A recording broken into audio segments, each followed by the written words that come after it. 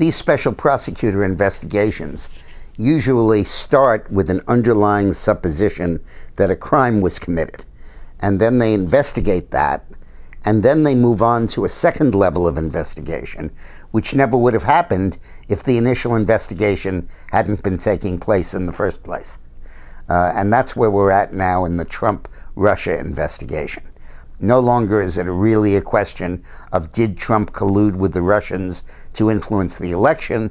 It's did he order Comey not to go after Flynn?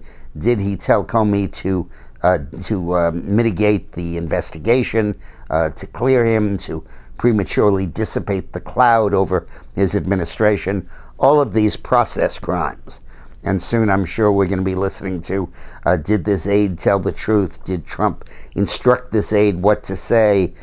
Did he testify voluntarily or truthfully and stuff like that? None of it having to do with the underlying issue of importance, which is did Vladimir Putin and Donald Trump come to a deal to get Trump elected president so he could go easy on Putin?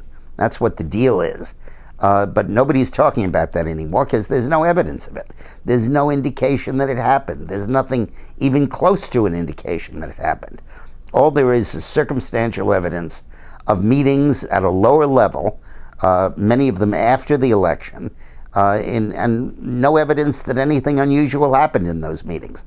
Just routine meetings between a senator on the Armed Services Committee and the Russian ambassador, or between the president's son-in-law and a banker who'd financed his deals in the past, who was a Russian banker. Just normal kind of intercourse like that.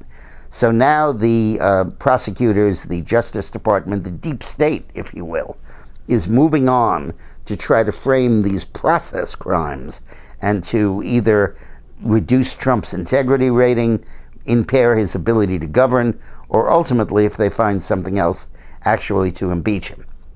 But I think it's very important that we look at the underlying fact here. Nothing happened. There is nothing wrong underneath all of this. These process crimes are not to cover something up. What they really smack to me of is why you need to be a lawyer to be president. Because if you're not a lawyer, you don't realize that saying something that would be perfectly appropriate in a normal situation is inappropriate from the president to the head of the FBI, and perhaps criminal. And that the normal boss-employee relationship had to be restricted because of the judicial nature of the proceeding. As guilty as Bill Clinton was of so many of the investigations, he was a lawyer, and he was always very careful not to intervene.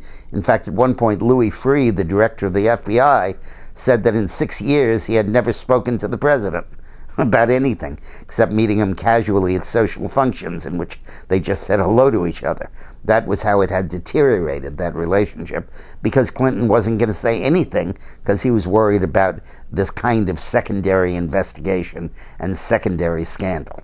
Well, look, Donald Trump's presidency means far too much to this country, and the potential for change he represents is far too important to have it engulfed and drowned in the miasma of these phony little process crimes that it may not pass muster in a law school course, but they aren't worth discrediting, defaming, or certainly ousting a president over them.